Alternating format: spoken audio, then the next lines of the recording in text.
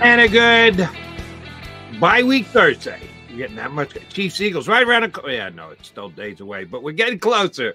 Got to click off the days during the bye week. Hey, the Eagles are getting some downtime.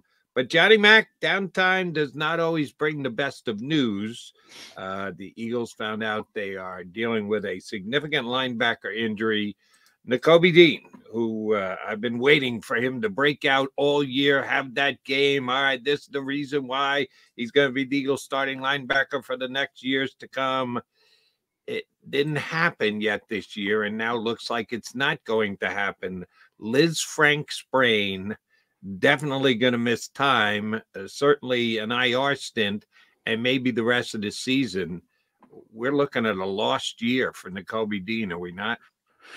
Yeah, for the most part, but he got some valuable reps. I don't think you dismiss that. And, we always talk about startup costs. I'm looking it up as we speak, 182 reps. I do think Nakobe proved himself as a run stopper, at least behind, Jordan Davis and company, at least behind a very good defensive front. He's proven to be a very good run support player. The issues are pass coverage, and he wasn't good, to be honest. And we're not going to see any incremental improvement, probably, certainly for the next 6 to 8 weeks. There's a chance he'll be back. I think a lot of that has to do with how Nick Morrow plays in his place. And I've argued, it's funny, before this news broke, I was writing my own self-scout for the Eagles, and one of them was Nick Morrow should be the starting middle linebacker. This is a Super Bowl team. No time to, if this were the Chicago Bears, Carolina Panthers playing tonight, yeah, throw Nakobe Dean out there. No question. Long-term potential. Not on this team.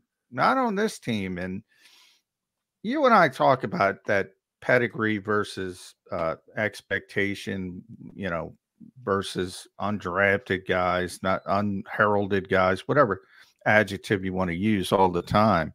And it's a real thing. And it shouldn't be as real on a Super Bowl team. It's like everybody expects, well, Nick Morrow's playing really well, but what? At least give him a chance until he plays poorly and then say, all right. But there's almost this expectation, Jody, that the shoe's going to drop. And maybe it does. The odds are it probably will. He's not going to play perfectly, and all that kind of stuff. But at least let the shoe drop. Same thing with Reed Blankenship last year. People would say the same thing because he's not supposed to be out there. But he keeps playing well, and he keeps playing well, and he keeps playing well. And all of a sudden, he's a starting safety in this league. Who's to say Nick Morrow? And again, I've talked to Nick about this. He was playing behind, and this is not hyperbole, he was playing behind the worst defensive front in football in Chicago last season. And he was okay. And now he's playing behind the best defensive front, and he's been darn good. And there's a big difference in those two things for a linebacker. So in a weird way, now the depth is a big issue. You can't suffer another injury, but in a weird way, in the short term, this might make the Eagles a better defense because Nick Morrow's been playing better than Nakobe Dean. And by the way, Jody, he's played more. It's not like he's been in there, and I gotta look up Nick real quick. How many reps he's played. But it's not like he's played, a game here and he was okay. 379 snaps. Yeah. So 371. He's been good. Here's where and I think you were referring to the fans of, we got to get Nakobe, we drafted Nakobe. Nakobe's on championship team. Nick Morrow came in from the god-awful bed. Why are we playing Nick Morrow over Nakobe Dean? Here's where I think they can at least, because you're right. I think with fans and certain members of the media. Certain members of the team, the organization as well. That's right. That's where I was going. The organization can't now stand up and say, well, we knew Nick Morrow was going to be this good. No, you didn't. You They cut him. They let him go. Yeah. They released him. They went, and we're going to talk about Christian Ellis here in a second. They kept Christian Ellis when they needed to make a linebacker cut to get the roster down. And there's calculation to it. Will the guy get picked up? Won't the guy get picked up? Can we get him back? And like, and oh, by the way, they didn't exactly get Nick Morrow back 10 minutes after they released him. The waiver period was up and done, and he was still not an Eagle for the better part of a week. Now, you and I talked about this. Chances are Nick was shopping for another job because the Eagles, he knew coming back to the Eagles, he wasn't going to be put back on the roster. He's going to be put on the practice squad, and he was going to have to cross his fingers and hope that something. And real quick, Jody, I did talk to him, but that was the case. He did, he was shopping around. Oh, you did? You had a chance to talk to Nick about it. Yes. Did he say? Did he say he was close to landing with anybody else? No, he said he was taking his time to look at the landscape, so to speak, the situation around the league, and he ultimately came back. But that gives you an indication. If somebody had a 53-man roster spot to offer, they could have had him. He was gone. And Eagles got a little bit lucky, and from that standpoint, it becomes, well, he's not going to go to the practice squad of somebody else because he's already here. Right. Coaching staff knows him, playing behind the best defensive front in football if something happens. So all being cases, they got a little bit lucky. Nobody wanted to give him that 53-man spot. And yeah, I look at this as a whole league thing because it's the whole meritocracy talk. It's big with coaches, but it's not true. It isn't true even remotely when it comes to lesser pedigreed players. They expect. They almost, and again, you brought it's a big thing with fans, but that doesn't matter. It's a bigger thing with coaches and organizations. They expect it. I saw Jalen Reagor played 49 snaps in New England last week. 49 snaps. He's still getting chances. On team number 3 because of his pedigree coming out of college. Somebody like Nick Morrow plays 17 games last year with admittedly a terrible team, but he was solid. And he doesn't get he doesn't get 1 cent of guaranteed money. And here he is. And I always bring up Reed. Reed's an even better example. $5,000 the Eagles got Reed Blankenship for. And he's a darn good player. I don't mind the mistake because everybody makes mistakes evaluating, and I'm sure nobody's at Greenville College or wherever the hell Nick went, and spending a whole bunch of time there. And he was a safety in college, and moved to linebacker, so you have that transition period. But he's an NFL player. And he's not treated like an NFL player because of his pedigree. It's weird. I will say this along those lines, and John, I'm on the same page as you with this. It's one of the things that annoys me more than anything else about football when you're judged by what you had done previously before you got in the league.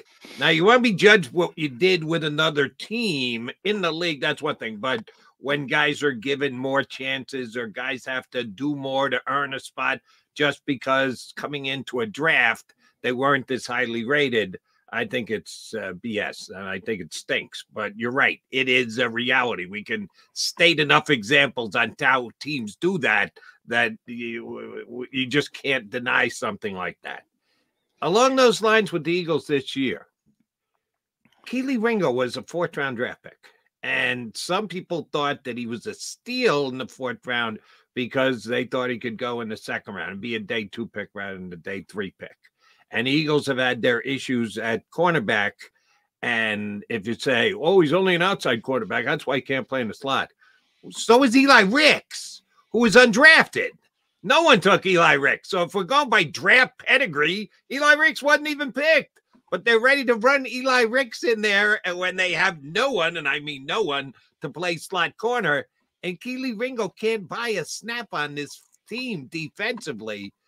does that say anything about Keely Ringo and the fact that while they may not voice it, they're pretty disappointed with the fact that he can't get on the field for the defense? I would say that, look, he's very raw. They knew that coming in. Yes, Rick's passed him. Rick's not only passed him, he passed Josh Jobe as well on the outside. They love Eli Ricks. And I don't understand. I don't see it, but they get to see him every day. So, they think he's their best option. With Ringo, I don't think they're disappointed with him because he's been a great special teams player. And that sort of, they knew that's where he was going to start. And he's a great athlete. And they're much better on special teams this year. And I know nobody cares about it, but he's a big part of it. Josh Jobe's a big part of it as well, being the gunners typically. They are much better. I mean, they were bottom 5 by every single metric, advanced statistically, and now they're top 10. And a big part of that is Ringo and Jobe on coverage teams. So that part they're fine with. Long term, yeah, they're probably not happy with the way he's latched on at corner. And obviously, long term, they want him to be a corner. But I'm not ready to pull the plug on him because, and when we talk about that meritocracy and we're bringing up examples, and I get what you're saying, it's not a hard and fast rule. He's a raw rookie, and they don't think he's ready. And there's nothing wrong with a red shirt season, if you want to call it that, even though he's playing a ton on special teams. From a defensive standpoint, obviously he's not going to get on the field. But if you look at PFF, their best special teams player is Justin Evans, who's been injured and really doesn't count. So number 2, because he's only been out there for 36 reps, number 2 is Josh Jobe, and number 3 is Kelee Ringo.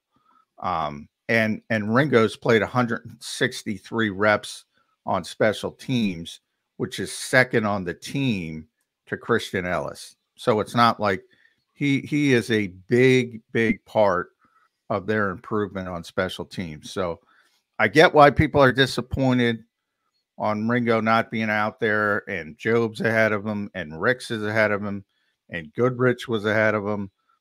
As a cornerback, I get that part of it, but I wouldn't pull the plug on him. Yeah, I wasn't suggesting that. I was just comparing the two situations of where what you do in practice determines whether you play or not, and we believe that in the corner. But in other positions where you were drafted, more dictates how many chances you're going to get, how often you're going to be out there. It doesn't line up. I actually prefer what they're doing at cornerback because you're earning it. It's not being given to you because of where they decided to call your name out on a given day as you're entering the league in the draft. I like meritocracy. I like earning in practice. I like the fact that they're willing to put Ricks out there above him because they see him, they watch him, they break down film, they got more information on than Johnny McMullen or Jody McDonald or anybody else. Good on you. But it isn't always that way, as you point out correctly. Yeah, that's why I say it's not hard and fast. Like to Ringo, I think he was the youngest player in the NFL when he got drafted. He's very, very young, very, very raw. He didn't even play a lot at the college level. Whereas you look at Morrow's obviously a veteran, and Nakobe isn't a veteran, hasn't played a lot, but he's a very savvy player, very football. That's one of the strengths of him is football IQ. Very savvy player. So it's not a hard and fast rule that you should always play. Oh, he's playing better, put him out there, even though he has a lesser pedigree, versus a young kid who's really raw and is a developmental project. Like year one with Jordan Mailata would be the most extreme example.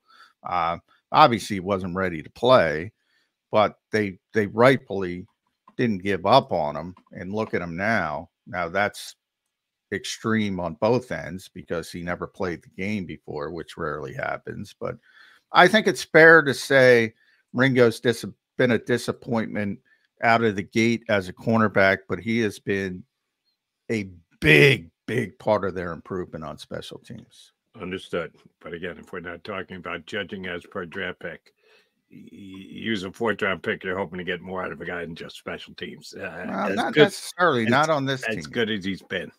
I think that was the plan. Now, when they suffered all the injuries, the fact that people like Ricks and Goodrich were ahead of him, I don't think that was the plan. But No. originally, in a perfect scenario, just sit there, learn behind Slay and Bradbury, play special teams. That was the original perfect plan. But sometimes plans go awry, and the Eagles are dealing with a new twist to the plan without Nakobe Dean coming up. I'm going to get more of your thoughts on where they go from here in linebacker, and we'll get that from our next guest, our first guest of the day, I should say. Next, and it's his next time up on here with us on Birds 365. He has done it before. We're asking him to do it again. Bleeding Green Nation contributor John Stolnis joins us next here on Birds 365.